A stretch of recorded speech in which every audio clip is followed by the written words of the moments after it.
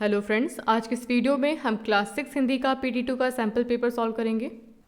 Paper का सबसे पहला पार्ट है पठन बोध, जिसके अंदर आपको एक गद्यांश दे रखा है। गद्यांश को पढ़ के प्रश्नों के उत्तर आपको गद्यांश के अंदर से देने हैं। अब आपके सामने प्रश्न है, निम्नलिखित गद्यांश पढ़कर दिए गए प्रश्नों के उत्तर दीजिए। नदियाँ माता स्वरूपनी होती हैं। माता स्वरूपनी का मतलब होता है कि जो नदियाँ होती हैं वो हमारी माता की जैसी होती हैं। मानव सभ्यता के विकास में उनका महत्वपूर्ण योगदान रहा है। मानव जीवन के लिए आवश्यक है। ये जीवनदायिनी है। यहाँ पर नदी के बारे में कहा गया है कि ये जीवनदायिनी होती है, मतलब कि हमको जीवन प्रदान करती है। हमारे लिए सबसे इम्पॉर्टेंट चीज़ होती है पानी। तो नदियों से हमको पानी मिलता है, तो जहाँ पे पानी होगा लोग वहीं पे रहना पसंद करेंगे। तो देखिए, अभी हमने पढ़ा है कि मानव सभ्यता के विकास में भी उनका महत्वपूर्ण योगदान रहा है। नदियों के किनारे ही मानव ने अपनी पहली बस्तियां बसाई और खेती करना शुरू किया। तो देखिए, जहाँ पर पानी होगा लोग वहीं रहेंगे और वहीं पर अपनी खेती करेंगे। नदियों के जल ने सिंचाई तथा भूमि की उर्वरा शक्ति बढ़ाने में महत्वपूर्ण योगदान दिया है। तो देखिए, यहाँ पे आपको नदी का महत्व बताया गया है कि नदियों के जल ने सिंचाई, मतलब कि जो इरिगेशन का पानी है वो हमको नदियों से मिलता है, और भूमि की जो फर्टिलिटी है उसको बढ़ाने में भी नदियों का महत्वपूर्ण योगदान रहा है। आधुनिक युग में पन बिजली परियोजना नदियों पर ही निर्भर है। देखिए, पन बिजली का मतलब होता है हाइड्रो इलेक्ट्रिसिटी, मतलब कि पानी से जो इलेक्ट्रिसिटी जनरेट की जाती है उसे पन बिजली कहा जाता है।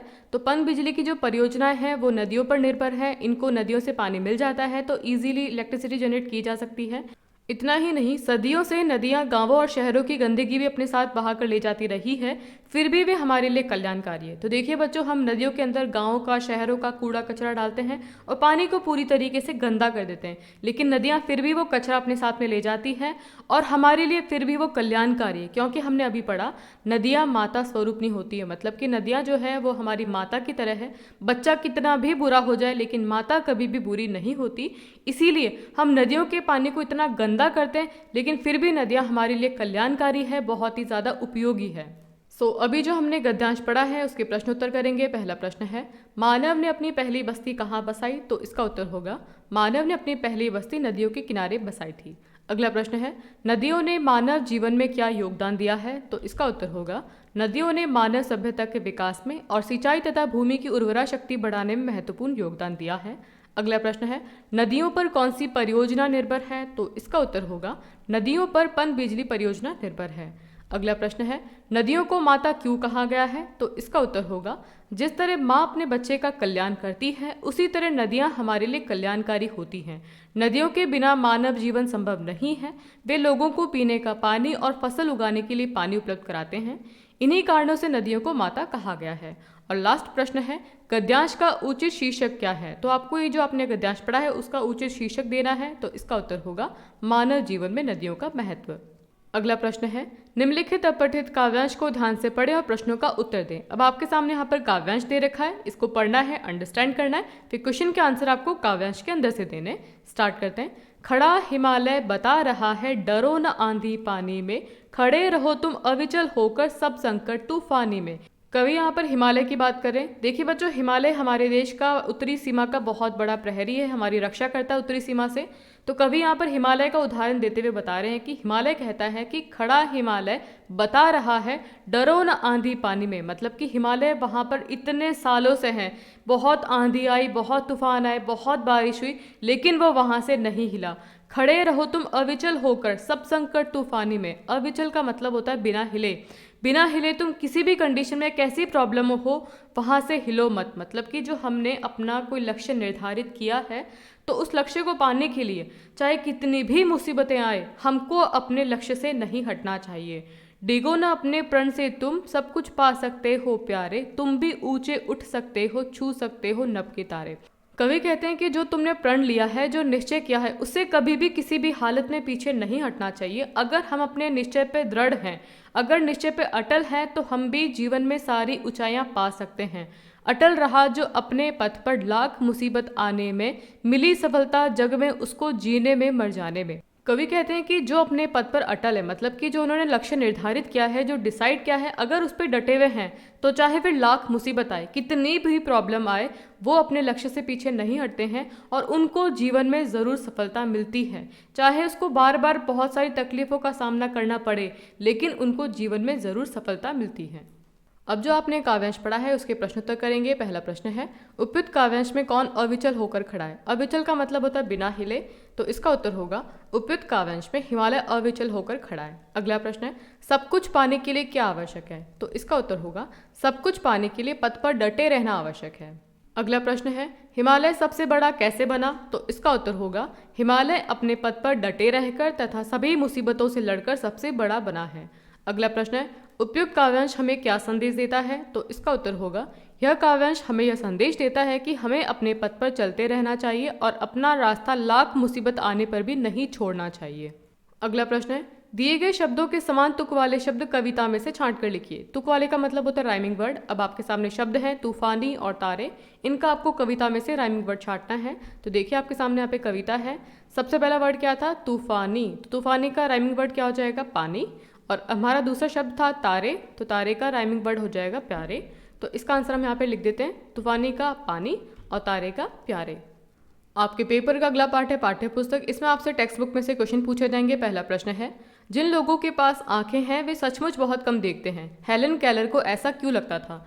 तो इसका उत्तर होगा जिन लोगों के पास आंखें हैं वे सचमुच बहुत कम देखते थे, हेलन केलर को ऐसा इसलिए लगता था क्योंकि आंखों वाले लोग पूछने पर उनसे कहा करते थे कि उन्होंने कुछ खास नहीं देखा। प्रकृति की जो सुंदरता वह आंखें ना होते हुए भी महसूस कर लेती थी, उसे उसके मित्र आंखें होते हुए महसूस नहीं कर पाते थे। देखिए बच्चों, हेलन केलर देख नहीं पाती थी, वो प्रकृति की सुंदरता को महसूस करती थी। उनको महसूस करने भर से प्रकृति बहुत ही ज़्यादा सुंदर नजर आती थी। उनको लगता था कि जो उनके मित्र हैं, जिनके आंखें हैं, वो तो प्रकृति को बहुत ही सुंदर तरीके से देखते होंगे। तो जब वो अपने दोस्तों से पूछती थी कि तुमने क्या देखा, तो उनके दोस्त कहते थे कि हमने कुछ खास नहीं देखा। मतलब कि जिनके पास में आंखें हैं उनको आंखों की वैल्यू ही नहीं है। इसीलिए हेलन केलर को लगता था कि जिन लोगों के पास आंखें हैं वे सचमुच बहुत कम देखते हैं। अगला प्रश्न है, किंतु काल गति चुपके चुपके काली घटा घेर लाई। इस पंक्ति में काली घटा घेरने की बात क्यों कही गई है? तो देखिए बच्चों, काली घटा का मतलब होता है कि जीवन में बहुत सारी प्रॉब्लम आना। तो आपसे यहाँ पे प्रश्न पूछा गया है कि इस पंक्ति में काली घटा घेरने की बात क्यों कही गई है? तो इसका उत्तर होगा राजा की मृत्यु से रानी के जीवन की खुशियों का अंत हो गया, उनके जीवन में दुख का अंधकार छा गया, इसीलिए काली घटा घेरने की बात की गई है। अगला प्रश्न है, लेखक ने प्रकृति के अक्षर किन्हें कहा है? देखिए बच्चों, जिस तरीके से इंग्लिश को अंडरस्टैंड करने के लिए हमको इंग्लिश के अल्फाबेट पता होने चाहिए, हिंदी को अंडरस्टैंड करने के लिए हिंदी के अक्षर पता होने चाहिए, उसी तरीके से प्रकृति को, हमारा जो नेचर है, उसको अंडरस्टैंड करने के लिए लेखक ने प्रकृति के अक्षर किन्हें कहा है? तो इसका उत्तर होगा लेखक ने चट्टानों के टुकड़ों, नदियों, पहाड़ों, वृक्षों, जानवरों की हड्डियों, समुद्र आदि को प्रकृति के अक्षर कहा है। इन सभी चीज़ों से हम प्रकृति के बारे में समझ सकते हैं। अगला प्रश्न है, मैं सबसे छोटी हूँ कविता में सबसे छोटे होने की कल्पना क्यों की गई है? तो आपसे प्रश्न पूछा जा रहा है कि जो कविता है मैं सबसे छोटी हूँ, इसमें कवयित्री सबसे छोटे बने रहना क्यों चाहती हैं? तो इसका उत्तर होगा मैं सबसे छोटी हूँ कविता में सबसे छोटे होने की कल्पना इसलिए की गई है क्योंकि घर के सबसे छोटे सदस्य को घर के सभी लोगों का प्यार और दुलार सबसे अधिक मिलता है और खासकर माँ के साथ तो उसका जुड़ाव कुछ ज़्यादा ही होता है। इसीलिए कविता में सबसे छोटे होने की कल्पना की गई है। तो देखिए, हमारे घर में जो सबसे छोटा होता है उसको सब बहुत ज़्यादा प्यार करते हैं और खासकर जो माँ होती है उनके साथ तो उसका जो अटैचमेंट होता है वो बहुत ज़्यादा होता है। इसीलिए कवयित्री हमेशा छोटे बने रहना चाहती हैं। अगला प्रश्न है, गोल चमकीला रोड़ा अपनी क्या कहानी बताता है? तो आपसे प्रश्न पूछा जा रहा है कि जो गोल चमकीला रोड़ा, रोड़ा मतलब होता है पत्थर का टुकड़ा, वह अपनी क्या कहानी बताता है? तो इसका उत्तर होगा गोल चमकीला रोड़ा अपनी कहानी बताते हुए कहता है कि वह कभी एक चट्टान का हिस्सा था। एक दिन पहाड़ों से बहते हुए पानी ने उसे बहाकर घाटी में भेज दिया। वहां से आगे एक पहाड़ी नाले ने उसे आगे धकेलकर दरिया में पहुंचा दिया। इसी प्रकार अपनी इस यात्रा में घिसते घिसते वह गोल चमकदार रोड़ा बन गया। तो देखिए बच्चों, रोड़ा अपनी कहानी बताते हुए कहता है कि वह कभी चट्टान का मतलब बहुत बड़े पहाड़ का हिस्सा हुआ करता था। एक दिन पहाड़ों से बहते हुए पानी ने उसको बहाकर वो घाटी में ले आया। घाटी से फिर वो पहाड़ी नाले में पहुंच गया, वहां से वो नदी में पहुंच गया और इस तरह पहुंचते पहुंचते घिसते घिसते वह गोल और चमकदार रोड़ा बन गया। अब आपसे बालराम कथा पुस्तक के आधार पर प्रश्न पूछे जा रहे हैं। पहला प्रश्न है, भरत को किससे अपने पिता के देहांत का पता चला था? तो इसका उत्तर होगा भरत को अपनी माता केकई से अपने पिता के देहांत का पता चला। अगला प्रश्न है, मुनि वशिष्ठ ने भरत से क्या आग्रह किया, क्या रिक्वेस्ट की? तो इसका उत्तर होगा मुनि वशिष्ठ ने भरत से आग्रह किया कि आप अयोध्या का राज्य संभालें। अगला प्रश्न है, सोने का हिरण कौन बना था? तो इसका उत्तर है सोने का हिरण मरीच बना था। अगला प्रश्न है, मार्ग में सीता प्रकृति से क्या विलाप कर रही थी? तो आपसे प्रश्न पूछा जा रहा है कि जब रावण सीता का हरण करके ले जा रहा था तो सीता प्रकृति से रो रो के क्या बोल रही थी?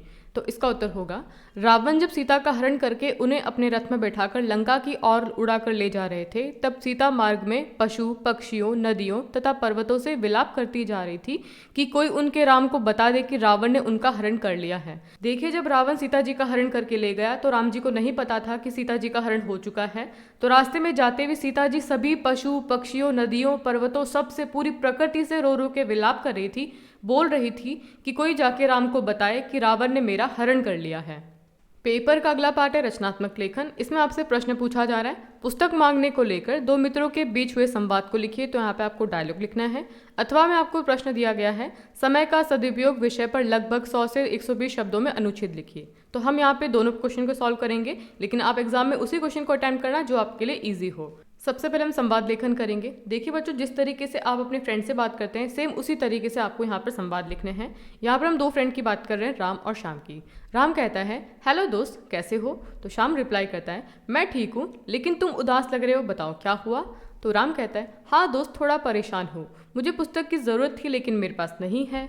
तो श्याम कहता है, हाँ हाँ बताओ कौन सी पुस्तक चाहिए? तो राम कहता है, हिंदी की अभ्यास पुस्तिका, क्या तुम्हारे पास है? तो श्याम कहता है, हाँ मैंने उसे रखा हुआ है, मेरे घर आके ले लो। तो राम कहता है, धन्यवाद, तुम्हारा शुक्रिया, चलो मैं तुम्हारे साथ चलकर पुस्तक ले लेता हूँ। और फिर श्याम कहता है, अरे धन्यवाद क्यों कह रहे हो, दोस्त तो एक दूसरे की मदद करते ही हैं, चलो आओ घर चलते हैं। तो इस तरीके से आपको यहाँ पर डायलॉग राइटिंग करनी है। जिस तरीके से अपने दोस्त से बात करते हैं सेम उसी तरीके से हमने यहाँ पर संवाद को लिखा है। अब हम समय का सदुपयोग पर अनुच्छेद करेंगे। आपको सबसे पहले यहाँ पे हेडिंग लिखनी है, समय का सदुपयोग, और फिर इस तरीके से हम अनुच्छेद लिखेंगे। समय बहुत ही मूल्यवान वस्तु है और समय किसी के लिए नहीं रुकता। जो वक्त रहते समय का सदुपयोग नहीं करता वह जीवन में सदैव पछताता है। समय का सदुपयोग करने वाला इंसान जीवन में सदा उन्नति करता है। समय का सदुपयोग करने के लिए प्रत्येक कार्य को करने का समय निश्चित करना चाहिए। यहाँ पर आपको बताया गया है कि समय बहुत ही मूल्यवान वस्तु है, समय किसी के लिए नहीं रुकता है। हम अपना काम करें या ना करें, लेकिन समय हमेशा चलता रहेगा, वो किसी का भी वेट नहीं करेगा। और आगे आपको बताया गया है कि समय का सदुपयोग करने के लिए प्रत्येक कार्य को करने का समय निश्चित करना चाहिए। मतलब कि हमको एक टाइम टेबल बनाना चाहिए कि हमको कब क्या काम करना है। अगर हम सब काम समय पर कर ले तो हमारा जीवन बहुत सुखद, शांत और व्यवस्थित हो जाएगा। तो देखिए, अगर हम सारा काम अगर टाइम पे कर लेंगे तो हमारे दिमाग के अंदर बहुत शांति होगी, हमारा जो लाइफ है बहुत ही ज़्यादा सिस्टमैटिक हो जाएगी, हमें कभी पछताना नहीं पड़ेगा। जो व्यक्ति समय का महत्व नहीं समझते, बेकार गप्पे मारते हैं, इधर उधर घूमते हैं, योजनाबद्ध तरीके से काम नहीं करते, वह जीवन की दौड़ में पिछड़ जाते हैं। तो देखिए, जो समय के हिसाब से नहीं चलेगा वो जीवन में पिछड़ जाएगा, उनका कोई काम समय पर पूरा नहीं होता। समय निकल जाने के बाद हम कुछ नहीं कर सकते। विद्यार्थियों के जीवन में समय का महत्व और भी अधिक है। जो विद्यार्थी समय का महत्व समझ के नियमित पढ़ाई करते हैं, व्यर्थ समय नहीं गंवाते, वह अच्छे अंकों से उत्तीर्ण होते हैं और जीवन के हर क्षेत्र में सफलता उनके कदम चूमती है। यहाँ पर आपको बताया गया है कि स्टूडेंट लाइफ में तो समय का सदुपयोग बहुत ही ज़्यादा इंपॉर्टेंट है, क्योंकि जिस बच्चे ने समय की इंपॉर्टेंस को समझ लिया कि हमारे लिए टाइम कितना ज़्यादा इंपॉर्टेंट है, तो वो टाइम टेबल बना के सिस्टमेटिक तरीके से स्टार्टिंग से पढ़ेगा और एग्जाम में हमेशा उसके अच्छे नंबर आएंगे। लेकिन जिसने समय के महत्व को नहीं समझा, वो एग्जाम से पहले पढ़ेगा तो वो कभी भी अच्छे मार्क्स से पास नहीं हो पाएगा। इसीलिए स्टूडेंट को तो हमेशा टाइम की वैल्यू करनी चाहिए। जो समय का आदर व सदुपयोग करता है वह जीवन में नई ऊंचाइयों को प्राप्त करता है। तो देखिए बच्चों, जिसने समय के महत्व को समझ लिया वो हमेशा सक्सेसफुल होता है। आपके पेपर का अगला पार्ट है व्याकरण। इसके अंदर आपसे प्रश्न पूछा जा रहा है, निम्नलिखित वाक्यों में सर्वनाम छाट कर लिखिए। अब आपके सामने यहाँ पे दो वाक्य दे रखे हैं, इसके अंदर आपको सर्वनाम छाटना है। तो देखिए बच्चों, सर्वनाम का मतलब क्या होता है? संज्ञा के स्थान पर जिन शब्दों को हम काम में लेते हैं उसे कहा जाता है सर्वनाम। और संज्ञा का मतलब क्या होता है? जहाँ पर हम किसी का नाम यूज ले रहे हैं, जैसे कि कोई स्थान है, जगह है, चीज है, या फिर कोई इंसान का नाम है, तो वो तो क्या होता है? संज्ञा। लेकिन संज्ञा के जगह हम जिन शब्दों को काम में लेते हैं उसे कहा जाता है सर्वनाम। जैसे कि मेरा, हमारा, तुम्हारा, हम, वह, तुम, तो ये सारे क्या है? सर्वनाम है। तो जैसे आपके सामने यहाँ पे वाक्य दे रखा है, वह खाना बना रही है, तो इसमें सर्वनाम क्या हो जाएगा? वह हो जाएगा।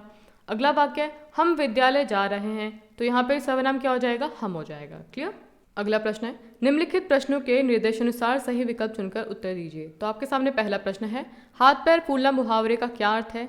आपके सामने ऑप्शंस हैं, घबरा जाना, हाथ फूल जाना, हाथ पैर में हवा भरना, या फिर इनमें से कोई नहीं। तो देखिए बच्चों, हाथ पैर फूलने का मतलब होता है घबरा जाना।